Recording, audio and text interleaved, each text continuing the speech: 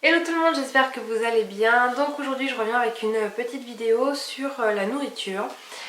Parce que c'est un petit peu le truc essentiel de tout le monde, la nourriture. Surtout dans notre époque d'aujourd'hui. Pour des raisons d'anorexie, de boulimie, de surpoids, de malbouffe, de pas savoir comment bien manger, etc. Mais d'abord je voulais vous parler d'une petite chose pour les abonnés qui me suivent depuis un petit moment maintenant. Vous avez peut-être remarqué que ça fait vraiment quelques fois que quand je mets les vidéos en ligne, c'est pas du tout régulier, c'est pas le samedi, souvent c'est le dimanche, après des fois c'est le lundi, des fois il n'y a pas de vidéo. Euh, et puis voilà, bon. Le fait est en fait tout simplement que, étant donné que je suis esthéticienne, pour moi l'été c'est vraiment la période propice euh, à, à avoir beaucoup de monde. Et du coup, j'ai effectivement beaucoup de monde. Mes journées sont extrêmement remplies. Pour vous dire, en fait, je travaille de 9h à 18h sans pause. Voilà, je n'ai zéro pause. Même pas pour manger des fois. Donc du coup, voilà, j'ai vraiment énormément de travail. Le soir quand je rentre, j'ai mon fils à m'occuper, tout ça, faire à manger. Et du coup c'est vrai que j'ai juste pas le temps en fait pour filmer les vidéos. Mais je voulais tout simplement m'excuser en fait, tout simplement pour le fait que ce soit pas régulier et que j'ai vraiment pas assez de temps pour être hyper rigoureuse dans tout ça. Donc voilà, excusez-moi d'avance, je suis désolée mais je fais de mon mieux pour vous mettre les vidéos à temps, pour vous filmer des vidéos de bonne qualité parce que j'essaie quand même malgré tout de vous filmer des vidéos de qualité. Et enfin du moins pour moi, je fais de mon mieux et voilà, j'espère en tout cas que ça vous empêchera pas d'apprécier ma chaîne et mes vidéos. Bon alors, on va commencer cette vidéo maintenant après cette petite introduction entre parenthèses. Donc la différence au niveau des autres personnes par rapport à mon alimentation, c'est tout simplement que je suis végane, végétalienne, enfin il y a une petite différence entre végétalienne et végane. Je voulais tout simplement vous parler de pourquoi j'ai décidé d'être végane, qu'est-ce qui m'a poussée vraiment à devenir comme ça, comment je mange aujourd'hui et puis voilà, vous parler un petit peu de tout ça, mon alimentation, au niveau du poids, au niveau de la santé, au niveau de la peau, etc. etc. Je suis sûre que quand je vous ai dit que j'étais végane, vous avez dû faire oh là là, mais la meuf comment elle fait, mais elle doit rien bouffer et tout ça. C'est à peu près la réflexion que me fait tout le monde à chaque fois que je le dis. Tout le monde me dit ah là là mais qu'est-ce que tu manges et c'est pas trop dur et pourquoi t'as fait ça. La raison pour laquelle je suis devenue végane tout simplement c'est que c'est vraiment super bête mais en fait je suis abonnée sur Facebook à plein de groupes d'animaux, etc. Et en fait ces groupes là mettent souvent des vidéos sur les animaux, les abattoirs, enfin les animaux forcément, les abattoirs, les abandons, enfin des trucs des fois pas super sympa à regarder. Et c'est vrai que c'est en fait ça faisait quelques temps que j'étais abonnée à ça, que je voyais bah, des vidéos ou des photos où je lisais des articles. Et en fait ça m'a un petit peu choquée et ça m'a dégoûtée au fur et à mesure. L'année dernière quand j'étais chez mes parents, que j'habitais chez mes parents, quand il y a eu le scandale sur l'abattoir, pour moi ça a été une révélation un petit peu au niveau de la viande parce que je me suis dit mais c'est pas vrai, en fait je pensais pas du tout qu'au niveau de la viande on faisait autant souffrir les animaux. Et qu'il y avait vraiment cette façon dégueulasse de traiter les animaux. Voilà, je pensais qu'en France il y avait des lois qui étaient assez strictes et qu'on respectait ces lois. Or dans un abattoir c'est dégueulasse, voilà, on respecte absolument pas les animaux, ils sont découpés, ils sont à moitié vivants ou du moins conscients. Et voilà, je trouve ça dégueulasse. Je veux dire, les animaux, si à votre chien vous lui tirez les poils, il couine, ça veut dire qu'il ressent complètement la douleur comme si vous, on vous tirait les cheveux. Et moi je veux pas du tout faire partie de ce genre de personne qui fait souffrir les animaux parce que je les aime trop pour ça. J'aime trop les animaux pour pouvoir leur infliger autant de souffrance. Donc l'histoire de l'abattoir d'Alès, c'est arrivé je crois vers novembre ou un truc du style, octobre-novembre. Et à partir de là, du jour au lendemain, j'ai dit à mes parents j'arrête la viande, c'est fini. J'ai déjà été végétarienne de toute façon quand j'étais ado. Voilà, là j'ai dit c'est bon, je suis végétarienne, je ne mange plus du tout de viande, ça me dégoûte et j'ai commencé comme ça. Ensuite en février, j'ai habité donc dans ma maison Parce que bon, même si on est végétarien, après on peut manger quand même plein d'autres choses. Végétalien, c'est quand même assez différent, il y a quand même une nourriture assez différente à avoir. Et une fois que j'étais végétarienne, j'ai vu vraiment, je crois par hasard, des vidéos sur Facebook toujours par rapport en fait au traitement des vaches, par rapport au lait donc, que l'on boit. Et ensuite de fil en aiguille, j'ai vu d'autres vidéos, j'ai lu d'autres articles sur le végétalisme, sur le véganisme. Donc dans toutes ces vidéos que j'ai vues, il y a vraiment ce que nous montre la publicité et les médias, et puis la réalité qu'on se prend en pleine gueule.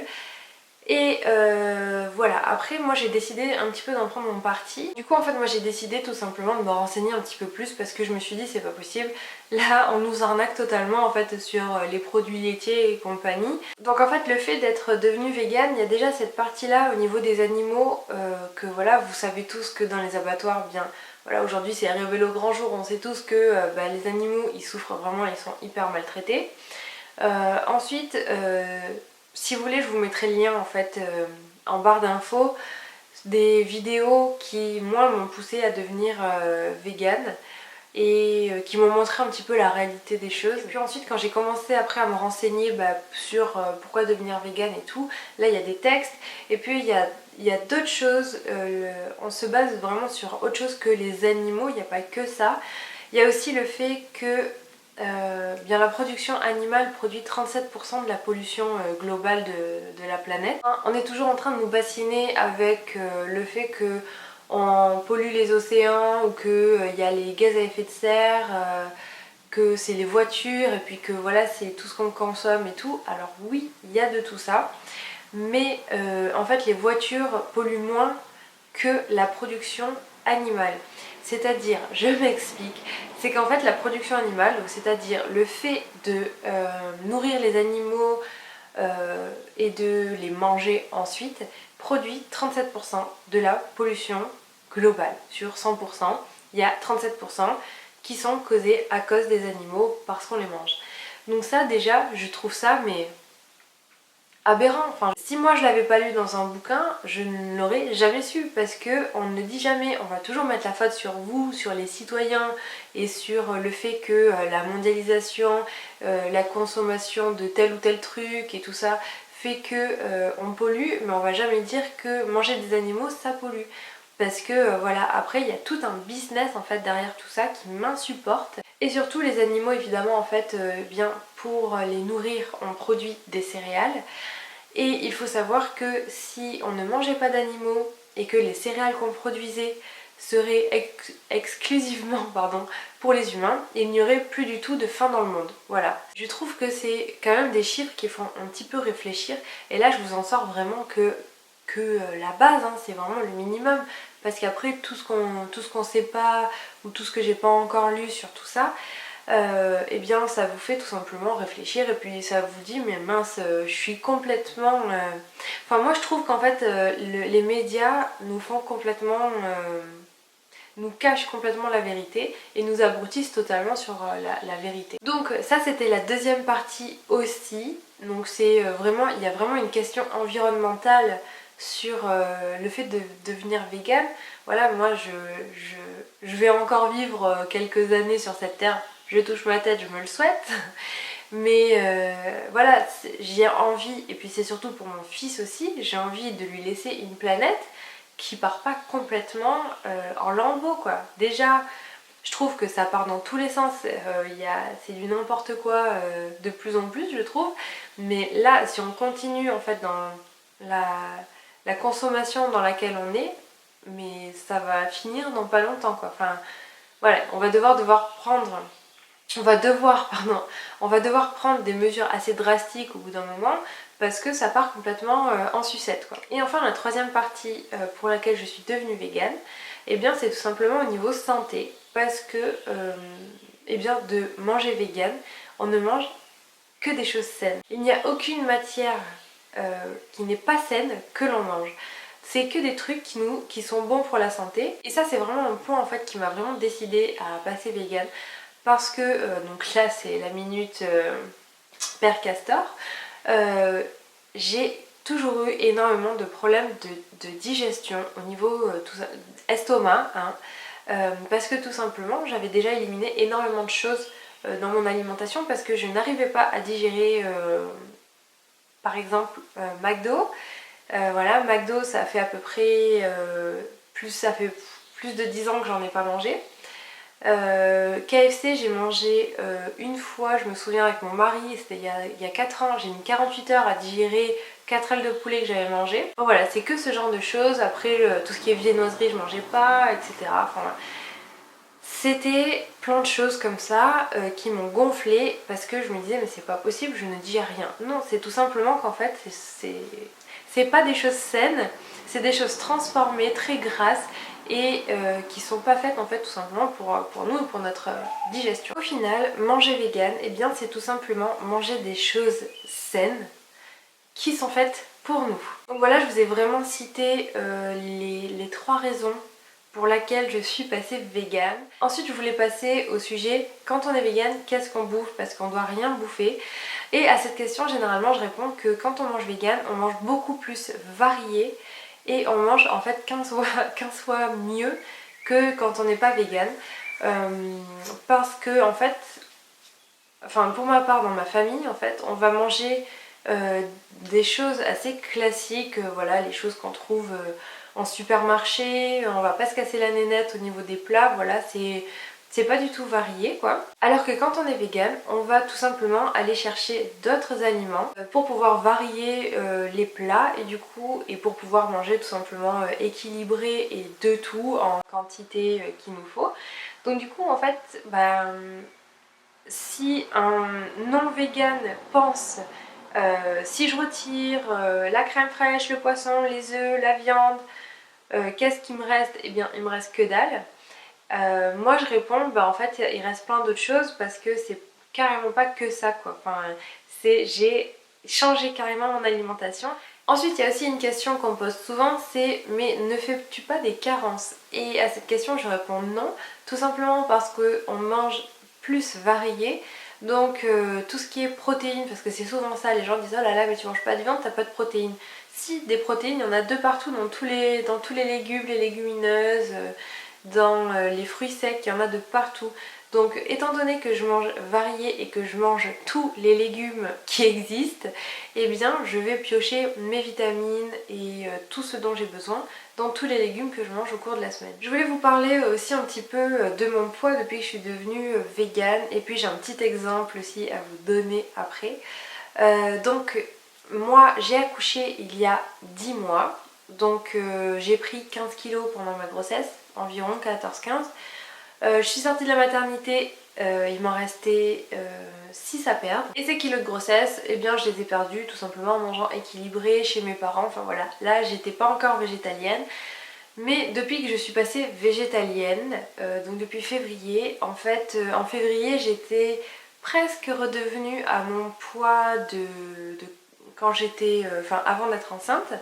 Donc voilà, je fais 1m60 et avant d'être enceinte je faisais environ 57 kg, 57 500, ça variait un petit peu comme ça. Et en fait depuis que je suis passée végétalienne, donc depuis février, nous sommes aujourd'hui en juin, donc ça fait 4 mois que je suis chez moi et que je suis devenue donc végane. J'ai encore perdu 2 kilos. Donc 2 kilos sur 4 mois ça peut être beaucoup pour certains et très peu pour d'autres. Mais sachez qu'en fait c'est 2 kilos que j'ai perdu en ne rien faisant. Je ne fais pas de sport, je n'ai absolument pas le temps en fait d'en faire. Je ne me prive de rien et je mange quand je veux, ce que je veux. Et j'arrive quand même à perdre du poids et je perds pas du tout de muscles ou quoi, je perds vraiment du gras puisque je le vois dans mes pantalons quand je mets mes pantalons d'avant qui me serraient un petit peu et que je vois qu'ils me serrent plus, je vois tout simplement que je perds de la graisse, du tour de taille et tout.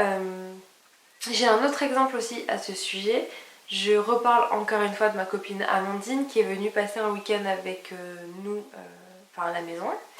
Et donc ma copine Amandine habite dans le nord de la France.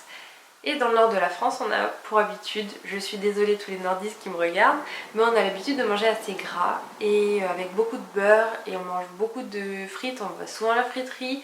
Enfin, c'est pas un cliché, mais c'est les habitudes qu'ont les nordistes, je pense.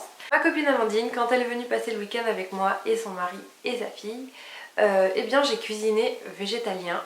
Je ne veux pas acheter de la viande ou quoi que ce soit. Et je me suis dit, bah voilà, je vais essayer de cuisiner des plats qui vont être bons à manger pour eux et qui vont pas trop les changer de ce qu'ils peuvent manger d'habitude, mais en cuisinant végétalien. Donc du coup en fait à chaque repas j'ai cuisiné et j'ai franchement beaucoup cuisiné, enfin j'ai fait vraiment des gros, des plats assez riches et tout, où vous sortez du repas, vous êtes assez calé. En faisant donc petit déjeuner assez copieux, le repas, généralement on faisait un goûter ou voilà on allait se grignoter un truc, et le repas du soir avec à chaque fois des apéritifs ainsi qu'un verre de vin au repas. Ma copine Amandine en 3 jours a perdu 2 kilos. Et voilà, donc elle était scotchée et son mari en a perdu beaucoup plus. Voilà, les mecs, c'est l'injustice des mecs qui perdent beaucoup plus de poids plus vite que nous. Donc je crois que son mari a perdu un truc genre 4 ou 5 kilos. Et il n'en revenait pas, tout simplement parce que ils se sont dit mais mince, on a hyper bien mangé, on a mangé à notre faim, on n'avait pas du tout faim, on a beaucoup mangé, on a fait des apéros, on a bu de l'alcool. Normalement c'est un rythme qui fait grossir quand on part en week-end. En fait la raison pour laquelle ils ont perdu du poids pendant ce week-end là, c'est que il n'y a aucune mauvaise graisse qui s'est introduite dans l'alimentation que je leur ai fait. C'est-à-dire que c'est que des graisses qui sont destinées à notre corps et qui ne sont pas des mauvaises graisses. Donc du coup, on peut manger ce qu'on veut. Dans tous les cas, le corps il va prendre tous les minéraux, les vitamines qu'il a besoin. Et les graisses, ce sont des bonnes graisses. S'il a à stocker, ce sont des bonnes graisses et ce ne sont pas des mauvaises graisses qui vont rester stockées et qui vont voilà, vous pourrir la vie. Je voulais revenir un tout petit peu parce que je ne vous l'ai pas dit tout à l'heure. Quand je dis les aliments qui ne sont pas adaptés pour notre corps, il faut penser que j'ai vu dans une vidéo, après vu vrai ou pas vrai, moi j'y crois plutôt à ce que cette personne a dit dans cette vidéo. Il disait tout simplement que notre corps était fait de telle façon que on était à la base herbivore. Alors tout le monde me dit oui, mais à l'époque de la préhistoire on mangeait de la viande. Oui, certes, on mangeait de la viande, mais en très petite quantité, et généralement ils tuaient les animaux pour avoir les peaux des bêtes, pour se chauffer. Si quelqu'un sait pourquoi ils mangeaient la viande après, qu'il me le dise en commentaire, mais voilà, je pense que tout simplement c'était occasionnel et c'était vraiment pas souvent, je crois qu'ils mangeaient de la viande. Sinon, on a en fait notre intestin, notre estomac est fait de telle façon, il est tellement long que c'est une façon de digérer tout ce qui est herbe et pas tout ce qui est viande. Parce que tous les carnivores sur cette terre ont des estomacs qui sont très courts et qui est fait tout simplement pour manger la viande, etc. Et ensuite, dernier exemple, sur le lait de vache, puisque le lait de vache, il faut savoir que on en mange à tous les repas si on n'est pas végétalien. On en mange avec le beurre, avec de la crème fraîche, avec du lait. On en mange avec le fromage, on en mange avec le gruyère aussi, parce que le gruyère c'est un fromage un peu qui va un petit peu dans tous les plats. Enfin bref, on en mange, si c'est pas du lait de vache, c'est du lait de brebis, de chèvre, voilà, avec la feta et tout, avec la mozzarella, puisque cet été, tomate mozza, c'est le grand classique de tout le monde. Donc voilà, on en mange, le lait de vache, on en mange à tous les repas quasi, et c'est la chose la plus difficile quand on passe vegan à supprimer, parce que on est assez perdu au début pour le remplacer. Au final ça se remplace très très bien, il n'y a pas de souci. Le lait de vache, en fait, quand je parle aux gens du lait de vache, je leur dis mais c'est rentré dans les mœurs de boire du lait de vache, mais est-ce que pour vous, si votre chienne fait des petits, vous lui tirerez le lait pour le boire ensuite? Et là les gens en fait ont un petit peu genre une image de dégoût parce qu'ils doivent s'imaginer boire ou téter la pie de leur chienne, je sais pas. Mais en fait ça dégoûte complètement, mais c'est normal, parce que voilà, c'est pas dans les mœurs, mais parce que c'est pas logique, parce que la chienne va tout simplement nourrir avec son lait ses petits. Donc une vache à la base, le lait c'est fait pour nourrir un veau. Et c'est pour ça d'ailleurs aussi qu'on est de plus en plus grand, c'est parce qu'on consomme de plus en plus de lait de vache et que le lait de vache c'est hyper nutritif. C'est d'ailleurs pour ça qu'on fait du lait écrémé, demi-écrémé et entier, parce que le lait entier c'est tout simplement trop riche et trop gras. Si tous les jours on boit du lait de vache entier, mais à la fin du mois vous avez pris 5 kilos juste avec le lait quoi. Et puis aussi, si vous voulez pas regarder la vidéo que j'aurais mis en barre d'infos, je vous dis juste, une vache, pour avoir son lait, on lui retire son veau dès la naissance pour pas que le veau tète sa mère, pour qu'elle ait du lait en quantité pour pouvoir lui en tirer un max. Donc le veau à la base est pris, et étant donné qu'on mange du veau, il faut savoir que le petit veau femelle va rester et va grandir et va être allaité au biberon par les humains. Et le veau mâle va être directement à l'abattoir pour manger du veau.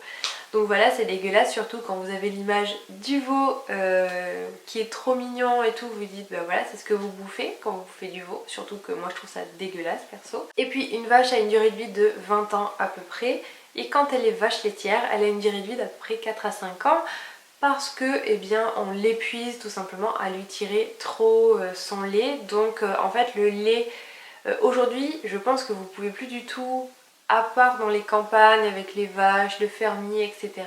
Mais le lait industriel que vous buvez, vous pouvez tout simplement pas boire le lait de la pie directement à la bouche, parce que c'est infesté de pus et de sang, puisque le lait que vous buvez est juste traité et surtraité pour qu'il n'y ait pas de pus, enfin quoique il tolère un petit peu de pus dans le lait. Donc voilà, quand vous buvez du lait de vache, vous buvez du pus aussi. On pose aussi souvent la question de savoir si mon fils est vegan ou pas, et je réponds que non. Il n'est pas vegan tout simplement parce que les bébés, à part jusqu'à un certain âge, ne peuvent pas manger tous les aliments au niveau des allergies, de la digestion et tout, parce qu'il y a des choses qui sont plus ou moins difficiles à digérer, et leur estomac, enfin leur intestin est trop immature pour ça. Donc du coup je le fais manger normalement, et c'est une question qui est assez difficile parce que d'un côté c'est pas à moi à lui imposer une alimentation comme ça, mais d'un autre côté c'est tellement une alimentation qui est meilleure pour lui, pour sa santé, que voilà, je me pose encore la question.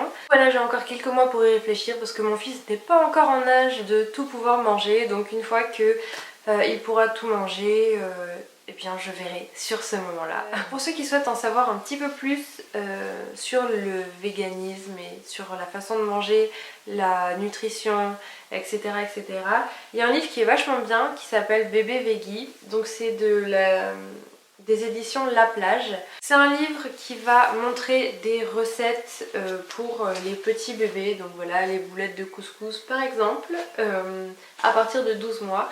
Donc c'est vraiment, il y a tout âge, et puis il y a tous les aliments qui sont cités, voilà, vous pouvez faire des smoothies pour votre petit bout. Et enfin il y a plein de recettes qui sont super sympas, mais surtout au début en fait vous avez toutes les informations sur pourquoi élever ses enfants selon un mode végétarien ou vegan, la diététique végétalienne pour les petits, etc., les vitamines à avoir dans les aliments, etc., etc. Donc voilà, c'est hyper bien fait, et je trouve que c'est un livre qui met un petit peu sur la voie du véganisme. Je voulais vous demander aussi si ça vous intéresserait que de temps en temps je vous filme des recettes véganes que je mange moi, que je me fais assez souvent, parce que il y a plein de bonnes choses à manger que je fais tester par exemple à mes parents et qu'ils adorent. Donc voilà, est-ce que ça vous intéresserait de temps en temps que je vous filme des petites vidéos comme ça? Si vous êtes resté jusqu'à ce moment-là de la vidéo, je vous applaudis, je vous dis vraiment bravo, parce que cette vidéo dure depuis 1000 ans je crois. Mais voilà, il y a beaucoup de choses à dire sur tout ça, donc voilà, j'espère que ça vous aura servi en tout cas cette vidéo, que ça vous aura ouvert peut-être un petit peu les yeux sur le monde actuel. N'oubliez pas en tout cas à liker cette vidéo si elle vous a plu, à la partager pour faire connaître au monde entier pourquoi devenir vegan. Et voilà, surtout, faut pas inciter les gens à manger vegan, mais il faut les faire comprendre certaines choses, et peut-être que d'eux-mêmes ils voudront ou ils ne voudront pas adapter leur alimentation. Je vous fais en tout cas de très très gros bisous en attendant la prochaine vidéo qui j'espère sera la semaine prochaine en temps et en heure, mais je croise les doigts. Voilà, je vous fais de très gros bisous. Bye bye. Hello tout le monde, j'espère que vous allez bien. Donc aujourd'hui on se retrouve pour une vidéo assez courte sur ma routine du soir au niveau beauté. Je vous montre un petit peu comment je me démaquille.